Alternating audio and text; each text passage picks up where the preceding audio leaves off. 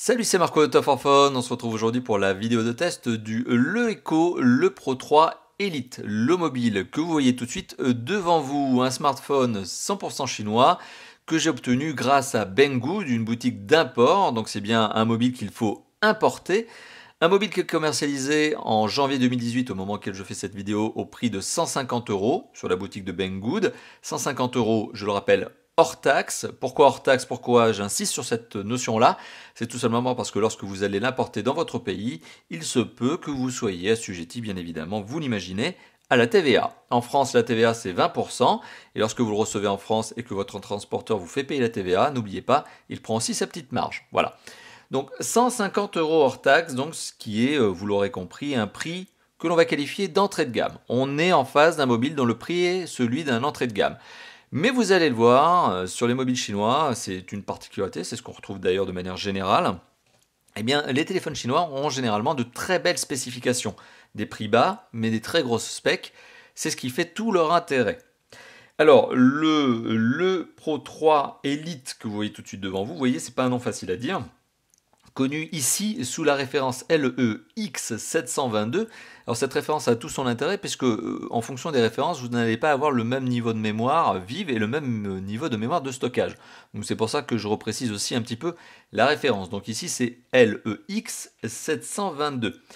Et bien ce mobile, il présente très bien. Il présente très bien. Alors on va déjà faire le tour du propriétaire. Ce téléphone présente très bien. Il a un design abouti. Il est construit en métal. Alors particularité, oui, il est construit en métal, donc ce qui permet d'avoir une très bonne rigidité. Ça c'est le point numéro 1.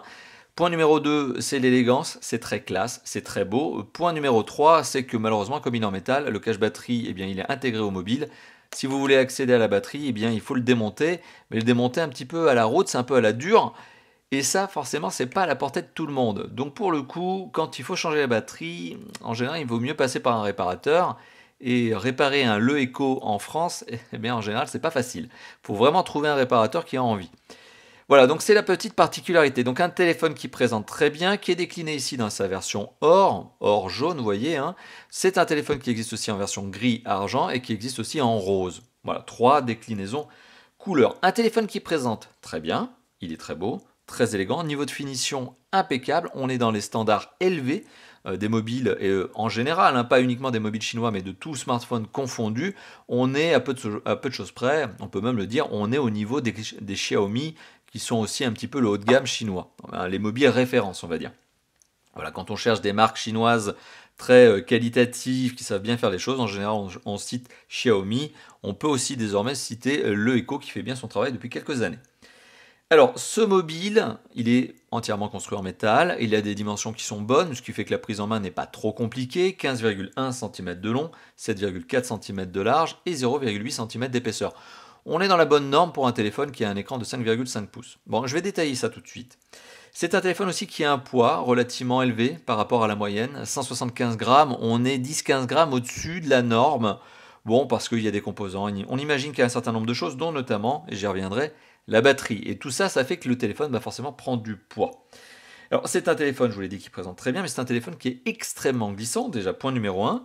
Mais point numéro 2, qui non seulement est extrêmement glissant, mais qui en plus prend extrêmement bien les traces de doigts.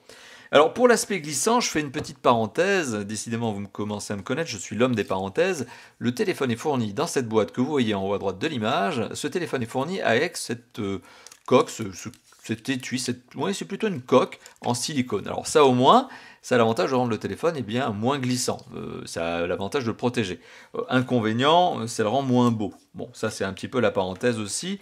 C'est que forcément, quand on protège son téléphone avec ce genre d'accessoires, certes on perd en design, mais on gagne, on va dire, en protection. Ce qui est assez logique. Le téléphone d'ailleurs, aussi je me permets de faire cette parenthèse supplémentaire. Le téléphone est fourni avec de la documentation et un trombone pour retirer tout simplement les slots qui sont sur le côté qui permettent de glisser les cartes SIM. On retrouve également un câble USB-C parce que le téléphone est USB-C, USB, câble blanc, vous l'aurez remarqué.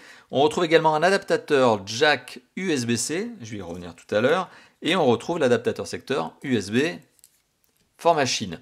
Donc en théorie, Banggood en général, en tout cas c'est ce qui se passe pour moi, fournit toujours un adaptateur qui permet de transformer cet adaptateur à son tour de la prise chinoise à la prise européenne. J'espère qu'il en sera de même pour vous. Sinon en général, c'est un accessoire qui vaut dans les 1 euro sur les boutiques chinoises. Donc c'est pas ça qui va vous flinguer votre budget. Le téléphone donc présente très bien, très beau, très classe, élégant, beau niveau de finition, glissant, blablabla, etc. Ça je vous en ai déjà parlé. Maintenant il est temps de parler de l'image et du son. Alors c'est un téléphone qui offre une très très belle image. Alors ça aussi c'est un des points forts de ce téléphone, hein. C'est clairement son image. Alors hop. Voilà. Très très belle image. Alors là je vous lance le fameux Big Bug Bunny très classique, cette fameuse vidéo que je vous montre, hein, qui sert de benchmark d'ailleurs. Par contre je vais baisser un tout petit peu le son parce que là il est un peu au max. Et vous allez comprendre pourquoi je le baisse, parce que ça envoie du lourd. Alors l'image proposée par cet écran est une très belle image. Diagonale de 5,5 pouces, donc on est au-dessus de la norme du standard de 5 pouces. C'est un écran qui offre une résolution Full HD, donc on est sur du 1920 pixels par 1080 pixels. C'est la résolution de la plupart des téléviseurs de nos jours. Aujourd'hui, la 4K est encore relativement peu répandue en télé, même si ça commence à prendre un petit peu son essor. C'est un écran utilisant une technologie, ou en tout cas qui est basée sur une technologie qui est la technologie IPS, par opposition à la technologie Super AMOLED, ce qui fait qu'on a une très bonne luminosité, mais des contrastes, et notamment des noirs, qui sont un peu moins bons. Reste que dans l'absolu, les couleurs sont relativement sympathiques, même si on aurait aimé un peu plus de saturation. Enfin, en tout cas, c'est mon goût. Le contraste, bien évidemment, on est sur de l'IPS, donc c'est très satisfaisant pour de l'IPS. Et au niveau de la luminosité, on est sur quelque chose qui va jusqu'à 520 nits, donc 520 candela par mètre carré. On est clairement en face d'un mobile qui, en termes de spec au niveau de l'écran, est plutôt typé moyenne gamme, voire même haut de gamme. Donc on est déjà ici sur un téléphone qui en offre nettement plus que ce que son prix ne pourrait laisser supposer. Donc l'image est très belle, l'image est nette aussi, puisque 1920 pixels, donc 1080, donc c'est un écran 1080p sur un 5,5 pouces, donc du Full HD, eh bien ça nous donne 401 pixels par pouce. Alors je le rappelle, on estime que on ne voit pas les pixels à l'œil nu à partir de 300. Donc on est au-dessus, on est à 400, 401 pour être précis. Donc oui, l'image est nette. Donc c'est vraiment de l'effet cinéma. On a plaisir à regarder l'image, que ce soit notamment pour des vidéos, que ce soit pour du jeu 3D, sur lequel je reviendrai tout à l'heure, etc., etc. C'est un très bel écran. Alors au niveau du son, particularité, il n'y a pas de jack 3.5, je vous l'ai dit tout à l'heure. Le jack 3.5, il a été supprimé et vous êtes obligé d'utiliser ce petit adaptateur USB-C jack 3.5. Ou alors vous utilisez le Bluetooth du téléphone. Alors ce téléphone, effectivement, il n'a pas de jack 3.5. Autre particularité, il a un double haut-parleur. Alors, vous allez me dire, et j'ai pas fait le tour du propriétaire, on va le faire maintenant. Il y a un haut-parleur ici, il y a un haut-parleur ici? Non. Il y a un haut-parleur ici, ça c'est l'entrée micro, c'est que du design. Par contre, le deuxième haut-parleur, il est là. Ce qui veut dire qu'en fait, vous avez un haut-parleur frontal qui est celui, en fait, qui est l'écouteur qui a un son boosté. Et vous avez le haut-parleur qui est sur la tranche inférieure et qui sert en fait de sorte de Dolby. Alors, particularité, c'est qu'on n'a pas forcément une bonne position parce que quand on ne veut pas étouffer ce haut-parleur, on est obligé de prendre la main comme ça et un peu de la glisser sous le mobile. Quand on ne veut pas étouffer celui-là, on est obligé pareil de le trouver un petit peu. Il y a une petite astuce pour pas étouffer le son. Bon, c'est un peu particulier, mais voilà. Mais tout ça pour vous dire quoi? Pour vous dire que les haut-parleurs offrent un son qui est puissant. Plutôt homogène entre l'un et l'autre, c'est ça qui est une bonne note, c'est que c'est assez rare en général. Des téléphones avec cette configuration-là, c'est-à-dire écouteurs, haut-parleurs et haut-parleurs, en général, le son est un peu biaisé parce qu'il y en a toujours un des deux qui est meilleur que l'autre, qui balance plus. Là, j'ai trouvé le truc plutôt homogène, c'est-à-dire que les deux ont une bonne puissance équivalente d'ailleurs, ce qui fait que quand vous mettez le son, vous n'avez pas l'impression qu'il y en a un qui est plus fort que l'autre. Donc c'est déjà quand même une bonne note. Autre parenthèse, donc le son est très puissant puisqu'il va jusqu'à 120 décibels à la sortie, c'est très puissant, ça a de quoi vous casser les oreilles, je vous le dis. Mais c'est un son qui manque, on va dire, de profondeur. Il est de bonne qualité, plutôt clair. On comprend en fait ce qui est dit, le son est plutôt bon. Mais c'est vrai qu'on a du mal à distinguer peut-être les aigus, les moyens et les basses. Alors les basses absolument inexistantes, les graves plutôt. Et c'est vrai que c'est un son qui est plutôt typé moyen sur les haut-parleurs. Le jack 3.5 qui n'existe pas du coup, qui est remplacé par ce fameux adaptateur USB jack. Bon là il n'y a pas grand chose à dire, ça marche très bien. Et l'écouteur en lui-même lorsque vous l'utilisez en conversation, pareil, rien à redire, ça marche très bien, si ce n'est que vous l'avez compris, il peut balancer très fort. Donc à vous de savoir régler votre téléphone pour éviter de vous arracher les oreilles. Voilà. Donc ça, c'était pour parler de l'image et du son. Alors je me rends compte, donc je vous l'ai dit, que je n'ai pas fait le tour du propriétaire, donc très rapidement on va regarder ce à quoi ressemble le mobile dans les détails. Au-dessus du mobile, on retrouve l'entrée micro secondaire et ici un port infrarouge, je vous le dis avant de l'oublier. Sur le côté droit, on retrouve le bouton de contrôle volume ici, pardon, plus moins, et on-off. Sur le dessous, on retrouve le connecteur USB-C, le haut-parleur et l'entrée micro primaire qui est cachée derrière cette grille qui donne l'illusion d'avoir un double haut-parleur en tranche latérale basse, pardon, enfin en tranche basse. On retrouve le capteur photo arrière sur lequel on remarquera une légère excroissance avec un petit anneau métallique autour pour essayer de protéger la vitre. Ouais, bon, c'est mieux que rien. On retrouve également le double flash LED qui accompagne ce téléphone qui est un dual tone, vous l'avez vu, et le capteur d'empreinte digitale avec cet effet miroir. Alors c'est très classe, c'est très élégant. Vous pouvez presque essayer de vous faire une petite beauté si vous voulez mettre un peu de rimel et autres avec ça. Hein. C'est vrai que ça fait effet miroir, mais d'un autre côté, ça prend extrêmement bien les empreintes de doigts, ce qui est logique puisque c'est un capteur d'empreinte digitale. Mais les empreintes digitales, on a l'impression qu'elles restent collées dessus. Hein. Voilà, c'est comme l'écran, j'ai pas l'impression qu'il soit traité oléophobe. Et puis on marquera le marquage LE, ok. Le slot pour les deux cartes SIM, il est là. Hein. Pas de micro SD, de carte SIM, mais je vais revenir sur cette notion ici d'ici quelques petits instants. Voilà, donc on a fait le tour du propriétaire que j'avais oublié de vous faire. Les performances. Alors ce téléphone, vous l'avez compris, il en offre beaucoup. À tous les étages, il vous en offre, il vous en donne. C'est vraiment le téléphone feu d'artifice. C'est-à-dire qu'il y en a toujours. Ouais, c'est-à-dire qu'on va détailler pas mal de points, vous allez voir, il y en a toujours plus. Alors au niveau des performances, on est sur un mobile qui a beau être vendu à 150 €, hors taxe, je le rappelle bien, c'est hors taxe. Ce téléphone dispose d'un score sur Antutu de 148 847 points. On va arrondir à 148 900 points. On pourrait presque arrondir à 150 000 points. C'est un score, petit zoom de la caméra, voilà, c'est un score élevé. Ce téléphone est une bête de course. C'est extrêmement élevé pour un téléphone à 150 €. Je le rappelle, aujourd'hui, sur le marché hexagonal, des téléphones à 150 € TTC, n'oubliez pas, hein, il y a toujours cette notion de TVA, hein, ça biaise aussi le discours. Des téléphones à ce prix-là en France, en général, ils arrivent à 40 000, 50 000, 60 000 points. Ils ne sont pas dans les 150 000 points. Donc, c'est un mobile qui turbine. Et c'est un mobile qui turbine parce qu'il a des composants qui sont des composants de haut de gamme 2016. On retrouve notamment, est-ce qu'on va le voir ici? Oui.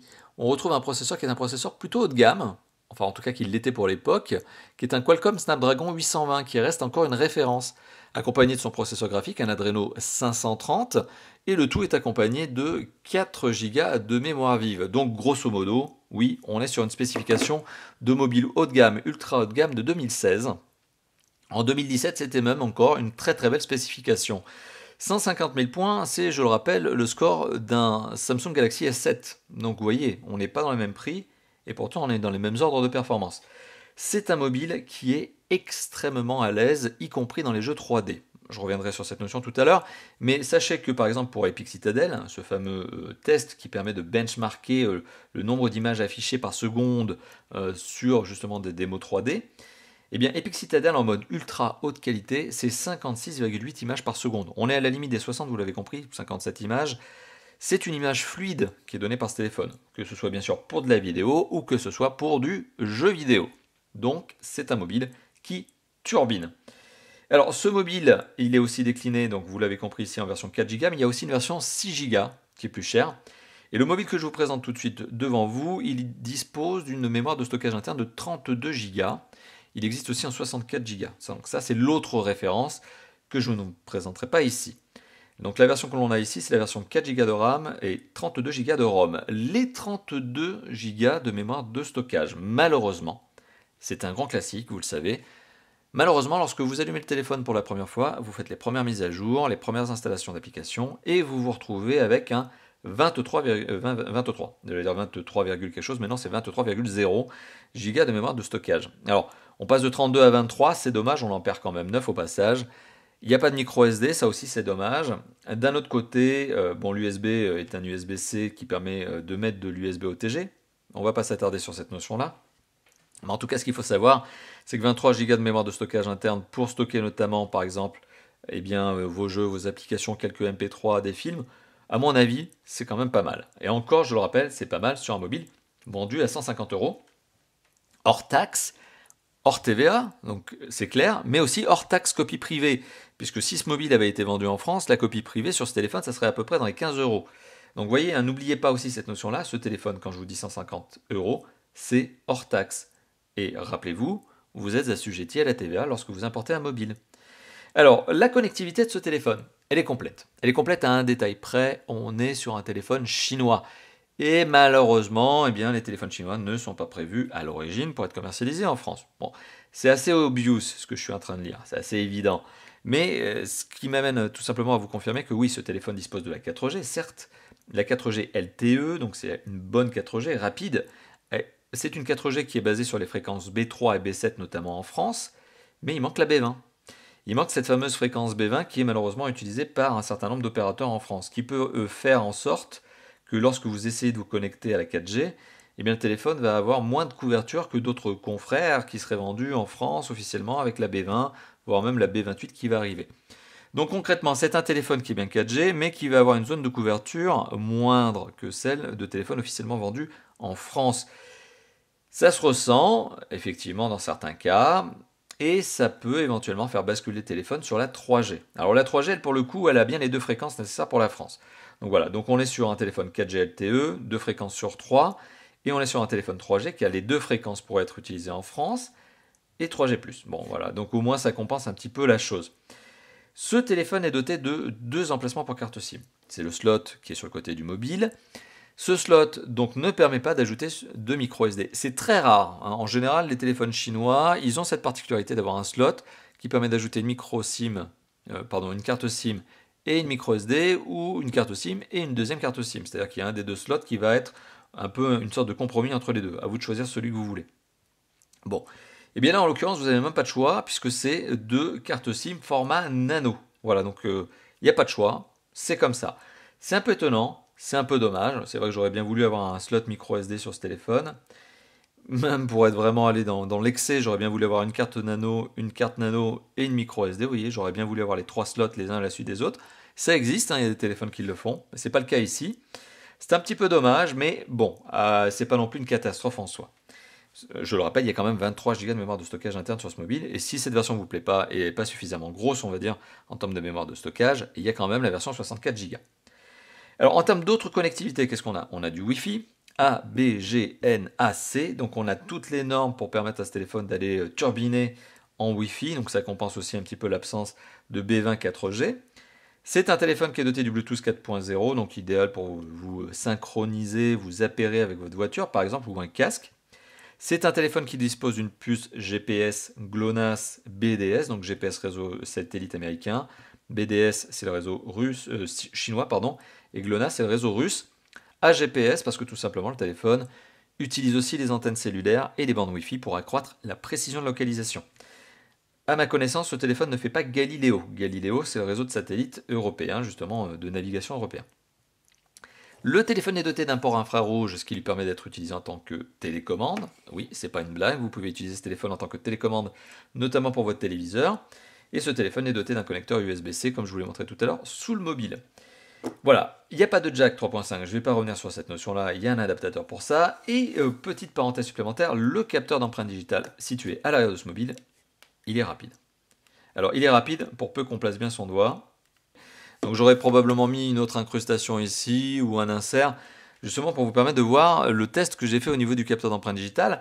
En particularité, le capteur d'empreinte digitale, il marche d'autant mieux s'il est propre. C'est-à-dire que s'il a beaucoup d'empreintes digitales dessus, il va se perdre. Donc ça va vous obliger à le nettoyer. C'est un peu la contrepartie de cette surface miroir qui justement vous obligera à le nettoyer relativement régulièrement pour déverrouiller le téléphone de cette manière-là. Mais quand il est propre, le capteur, et quand vous avez des doigts qui ne viennent pas de manger un McDonald's, eh ben ça marche vite, ça marche bien, c'est efficace. Alors le téléphone est doté d'une série de capteurs. Alors petite parenthèse supplémentaire, ce téléphone est sizé, il est fait pour faire de la réalité augmentée, de la réalité virtuelle. Alors on remarque quoi? On remarque un capteur donc, qui est un accéléromètre, on remarque un capteur de luminosité, il y a des proximités, une boussole aussi, un gyroscope, et puis voilà. Donc voilà, il a tous les capteurs qui sont nécessaires pour faire de la réalité augmentée, de la réalité virtuelle. Oui, vous pouvez donc jouer à Pokémon Go avec ce mobile. Alors, particularité supplémentaire, on est sur un téléphone, vous l'avez compris, qui est un téléphone chinois. Alors, qu'est-ce que ça veut dire? Fréquence B20, c'est déjà un point, TVA, c'est un deuxième point. Et troisième point, c'est qu'il n'a pas passé le test, qui est le test DAS, le débit d'absorption spécifique. En Europe, c'est comme ça que ça s'appelle. Ce test qui permet de valoriser le niveau d'émission d'ondes du téléphone lorsqu'il est en usage, notamment GSM ou cellulaire, notamment 3G, 4G. Et bien ce téléphone, malheureusement, aujourd'hui, il n'a pas de DAS. Et il n'en aura pas, parce qu'il ne passera certainement pas les certifications européennes. Donc c'est un téléphone d'import qui, en théorie, ne devrait être utilisé en France par vos soins que comme lecteur MP3 ou petite tablette, pas plus.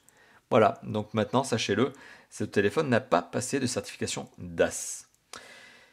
Il est temps maintenant de passer à un autre point. Alors vous voyez, c'est comme ça chez Top 4 Phone, on prend le temps de détailler les téléphones, on va vraiment dans le détail, on regarde tout ça.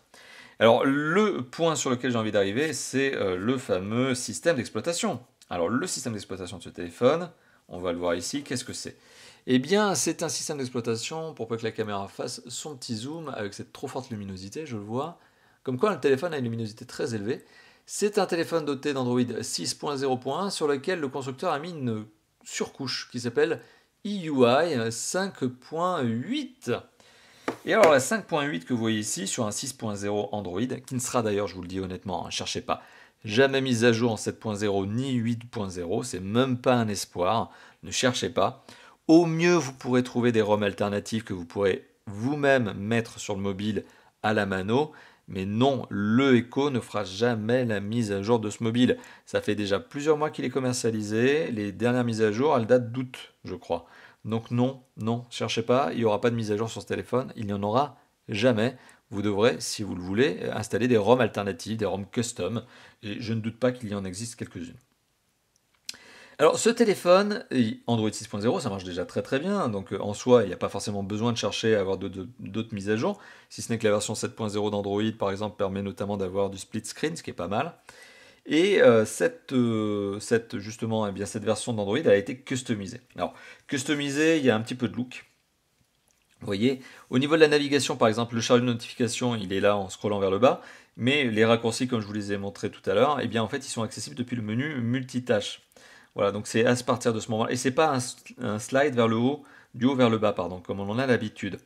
Donc il y a un petit peu de modification ergonomique, notamment aussi parce que tous les panneaux se suivent les uns à la suite des autres et que tout est à plat sur des panneaux d'accueil. Il n'y a pas de profondeur de navigation, comme c'est généralement le cas d'ailleurs sur les mobiles chinois, c'est un grand classique. Et puis on a quelques petites applications, quelques petits customs.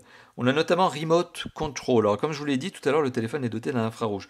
Et Remote Control, avec mon très bon accent, eh bien, c'est ce qui vous permet d'avoir eh bien, une télécommande. Donc vous allez pouvoir télécommander votre téléviseur avec ce téléphone. Il y a juste une petite phase de setup à faire pour que le téléphone comprenne le téléviseur avec lequel vous êtes en train d'essayer de le synchroniser. C'est exactement la même chose avec un lecteur DVD ou autre. Hein. Ce ne sont pas que les télés qui peuvent être gérées avec ce téléphone, c'est d'autres appareils qui utilisent de l'infrarouge. Donc ça c'est un premier point, ça peut être sympa. Bon, moi je suis pas très fan dans le sens où je suis pas utilisateur de ce genre de choses, mais bon, soit.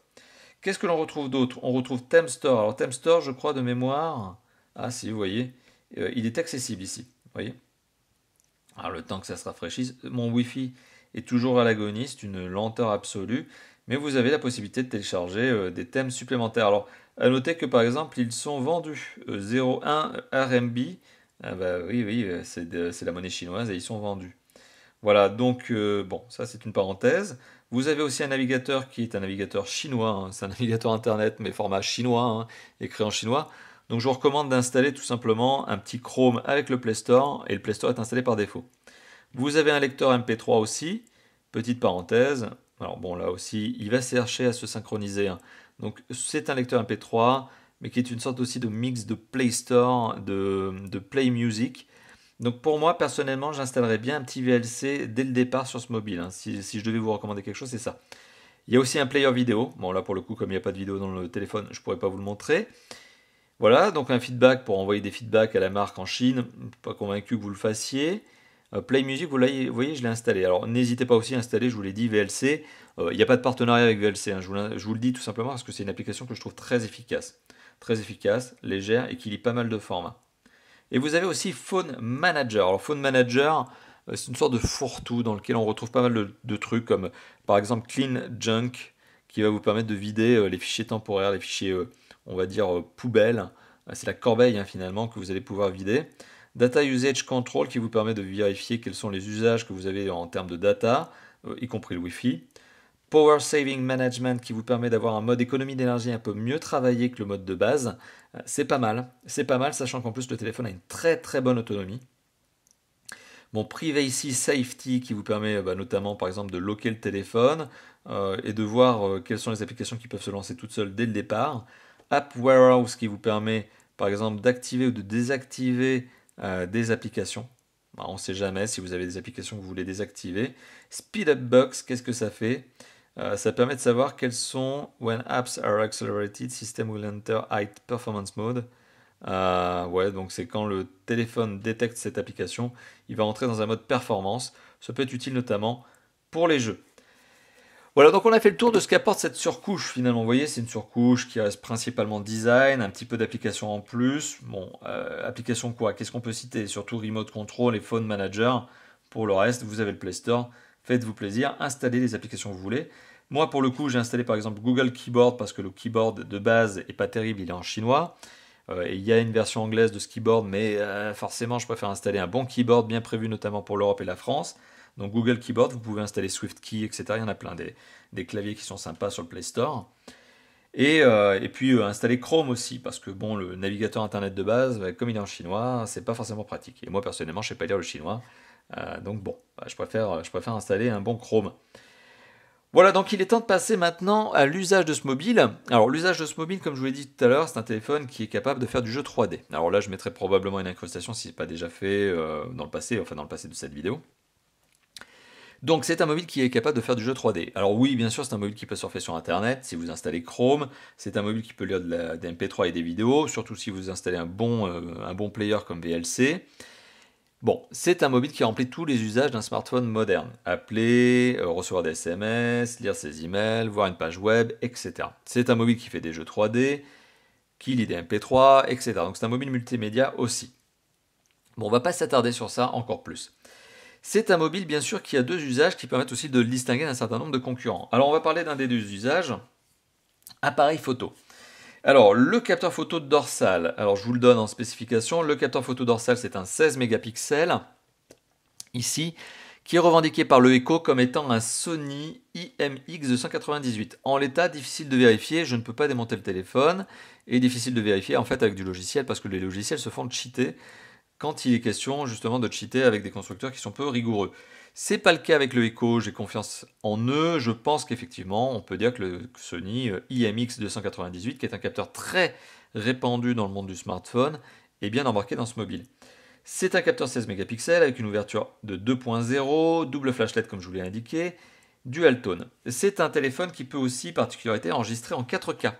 Alors, je vous dis si ça vous intéresse, vous pouvez faire des films 4K 30 fps ou des 1080p 60 fps.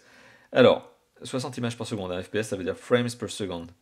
Alors, en termes de photos, c'est un téléphone avec effectivement un autofocus très rapide, efficace, vous l'avez vu. En termes de mode, on a un slow-mo, slow-mo c'est slow motion. On a vidéo, photo et panoramique. Vous pouvez prendre des panoramiques. En termes de customisation de l'application, vous voyez, ça a été un peu retravaillé au niveau du design, mais globalement, vous retrouvez les fonctions que l'on retrouve de façon très générique, très habituelle sur les téléphones Android. Alors, qu'est-ce que l'on peut retrouver? Eh bien, tout simplement, est-ce que l'on veut le bruit du déclencheur lorsqu'on prend une photo, donc le petit clic? Est-ce que l'on veut indiquer la position lorsqu'on prend une photo? Qu'est-ce que l'on veut comme résolution? Un 4 tiers en 16 mégapixels ou un 16 neuvième en 12 mégapixels? Voilà. On peut gérer les ISO, on peut gérer le contraste, on peut gérer la balance des blancs. On a un certain nombre de modes qui viennent s'ajouter, le HDR, un mode nuit, un mode carré pour prendre des photos carrées, c'est très utile notamment pour Instagram par exemple, un mode beauty pour améliorer votre grain de peau, ça c'est le fameux face beauty très connu notamment, mais là qui n'est pas réglable en termes de niveau, etc. Vous avez scène aussi qui vous permet eh bien, de définir une vitesse, par exemple automatique. Quand vous faites sport par exemple, les ISO seront plus dégradés pour permettre une meilleure vitesse justement au niveau de l'autofocus, au niveau de la prise de vue. Je ne sais pas si j'étais très clair, mais bon, voilà. Bon, les connaisseurs savent. Et qu'est-ce que j'ai d'autre à vous dire? Pas grand-chose. Donc la photo avec... si, je vais vous parler de la qualité photo, mais pas d'autre chose à indiquer dans le détail. La qualité photo, selon moi, au niveau du capteur dorsal, est tout à fait bonne. J'aurais aimé des couleurs un peu plus vives, un peu plus contrastées. Reste que le piqué de la photo est tout à fait satisfaisant et que, je le rappelle, on a beau être sur un 16 mégapixels Sony, on est quand même sur un mobile qui vaut 150 € hors taxe. Donc c'est une très très bonne surprise. Au niveau du capteur photo frontal, on est sur un capteur photo frontal qui est un 8 mégapixels. Alors coucou à la caméra. 8 mégapixels qui prend des photos très efficaces et rapides, ça, bon, rien à redire. Rien à redire sur la rapidité, rien à redire sur les modes qui sont exactement les mêmes. La particularité, c'est que, eh bien, je trouve que les photos sont manquent un peu de netteté. Elles sont un peu manque de netteté, un peu manque de contraste, un peu comme le capteur de dorsal, donc ce qui me fait penser que c'est plus une optimisation logicielle qu'une vraie contrepartie matérielle. Et à noter que c'est un capteur photo frontal qui déteste quand vous prenez des photos à moins de 1 mètre du sujet. Donc le mode macro sur ce capteur photo frontal, c'est 0. Il faut avoir le bras bien tendu lorsque vous voulez prendre un selfie, parce que sinon vous allez faire une mise au point qui va, ça se trouve, se passer derrière vous. Donc c'est aussi une particularité, c'est que la mise au point, elle ne se fait que correctement à partir d'1 mètre. Voilà, en dessous d'1 mètre, ça va être compliqué. N'essayez pas de vous prendre en selfie à 50 cm de votre tête ou à 20 cm, ce qui serait absurde d'ailleurs, mais ne le faites pas. Ça ne va donner que du flou. Voilà, donc ça c'était pour parler de la qualité photo qui est un bon point. C'est un bon point de ce téléphone. Autre bon point, c'est l'autonomie. Ce téléphone dispose d'une très belle batterie de 4070 mAh. Alors non extractible, vous l'avez bien compris, je vous l'ai indiqué en début de vidéo.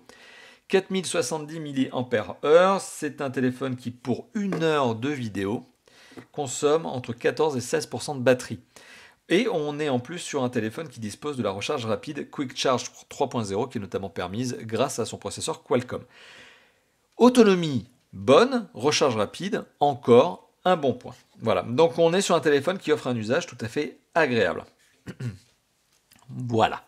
Donc il est temps de passer à la conclusion et de se dire qu'est-ce que je pense de ce téléphone. Est-ce que je vous le recommande ou pas? Est-ce que c'est un téléphone que vous pouvez acheter? Alors pour être tout à fait franc avec vous, est-ce que c'est un mobile que je recommande ou pas? Je le recommande à la seule et unique condition que l'achat d'un mobile en import ne vous fasse pas peur. Alors il y a des règles à respecter pour tout simplement que ça se passe bien. Premièrement, vous payez par exemple sur des boutiques de qualité, Banggood en fait partie, mais vous payez par exemple en PayPal.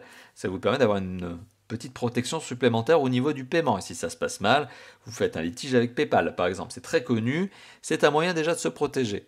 Donc la première contrepartie, c'est oui, je vous le recommande à l'achat, mais si déjà vous êtes intéressé par des mobiles en import, et tout le monde n'a pas envie de se prendre la tête à faire de l'import. Ça a beau être facile, les téléphones arrivent en 1 semaine, bon ok, très classe, ok, 1 semaine, 2 semaines parfois, peut-être un peu plus en fonction du shipping, mais voilà. Donc c'est un des premiers points de l'import, c'est le délai de transport.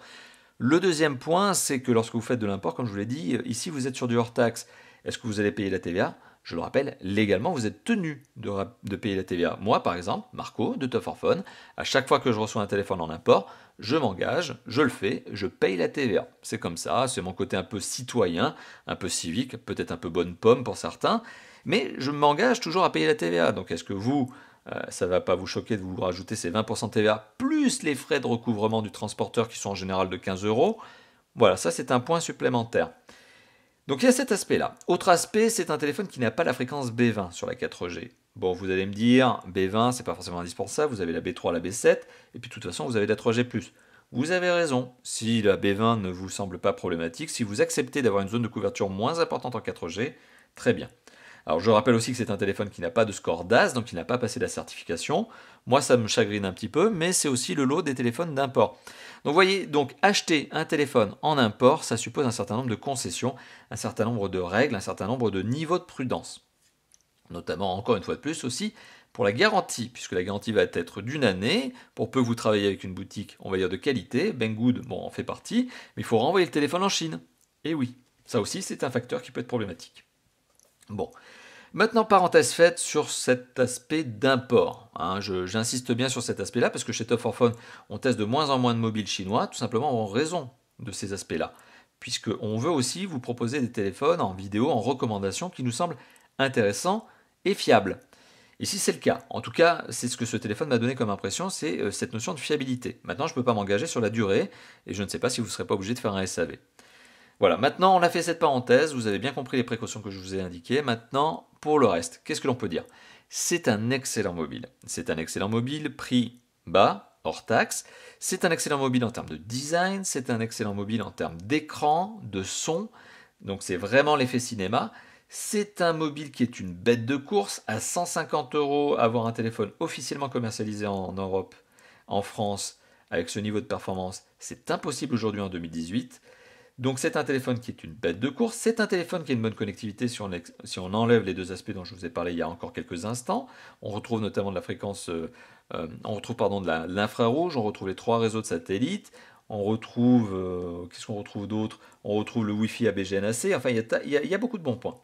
Le système d'exploitation n'est pas un vaste n'importe quoi comme on a pu le voir sur d'autres marques chinoises. On est sur une surcouche qui est propre, mais on est sur un téléphone qui n'aura jamais, jamais, jamais de mise à jour 7.0, 8.0 Android. C'est une certitude. Voilà, donc ça aussi, c'est une petite concession que vous pouvez être amené à faire. Personnellement, je trouve que c'est pas très grave. Vraiment, la plupart des utilisateurs se satisferont d'avoir le 6.0 avec la surcouche qui est là, qui est très propre. Petite surcouche, légère, efficace, rien à redire. Et au niveau de l'usage, c'est un téléphone qui vous offre tous les usages d'un smartphone moderne, en mieux, c'est-à-dire qu'en plus il y a des performances. Et en termes de jeu 3D, ça se ressent. En termes d'appareil photo, eh bien, on est quand même sur un résultat tout à fait satisfaisant pour ce niveau de prix. En termes d'autonomie, on est sur un résultat très satisfaisant, etc. etc. Donc voilà, donc mis à part la parenthèse de l'import et mis à part ce sujet qui est vraiment pour moi essentiel quand vous achetez ce genre de téléphone, il faut vraiment le garder dans un coin de votre esprit, mis à part cette notion-là, eh bien oui, je vous le confirme, c'est un très bon mobile et c'est même une très bonne surprise. Je ne m'attendais pas à ce niveau de satisfaction avec le téléphone que je viens de vous présenter, qui est donc le Echo, le Pro 3 Elite. Merci d'avoir vu cette vidéo, donc il est temps de se laisser. Si cette vidéo vous a plu, vous le savez, il y a plein de choses que vous pouvez faire pour nous encourager, nous remercier tout simplement de vous avoir accordé notre temps, comme vous êtes en train de nous accorder votre temps, et je vous en remercie. Qu'est-ce que vous pouvez faire pour nous? Eh bien, vous pouvez lâcher le petit pouce bleu, le petit pouce haut, le thumbs up, comme on dit en anglais. Ce petit pouce, eh bien, vous allez pouvoir le lâcher, notamment sur la vidéo, si vous la regardez sur YouTube. Donc c'est le like. Vous pouvez aussi vous abonner à notre chaîne YouTube. C'est un bouton qui se trouve ici qui s'appelle +1 abonnement, si vous trouvez nos vidéos intéressantes, si vous avez envie par exemple de vous tenir au courant des nouveautés smartphones ou des bons plans justement qui pourraient avoir lieu, pas que smartphone, il y a aussi des accessoires. Et vous pouvez bien sûr partager cette vidéo et enfin la commenter. Alors moi j'aime bien les commentaires parce que vous le savez, je réponds systématiquement à tous vos commentaires. Lâchez-vous dans la zone de commentaires qui se trouve en dessous de la vidéo. Que ce soit sur le site de Top 4 Phone, vous avez une zone de commentaires, ou que ce soit sur la vidéo YouTube, vous avez aussi la zone de commentaires. Lâchez-vous, faites-moi plaisir, dites-moi ce que vous pensez de ce type de vidéo, ce que vous pensez des mobiles en import par exemple, ce que vous pensez de ce mobile en particulier. Lâchez-vous, dites-moi tout ça dans la zone de commentaires. Et puis je crois qu'on a fait le tour. Maintenant, il ne reste plus qu'à se dire à bientôt. À bientôt pour d'autres vidéos de tests, de présentations, d'interviews, de déballage, de démos, de prise en main, enfin etc. Plein de vidéos comme d'habitude chez Top 4 Phone. Allez, à bientôt. Ciao, ciao.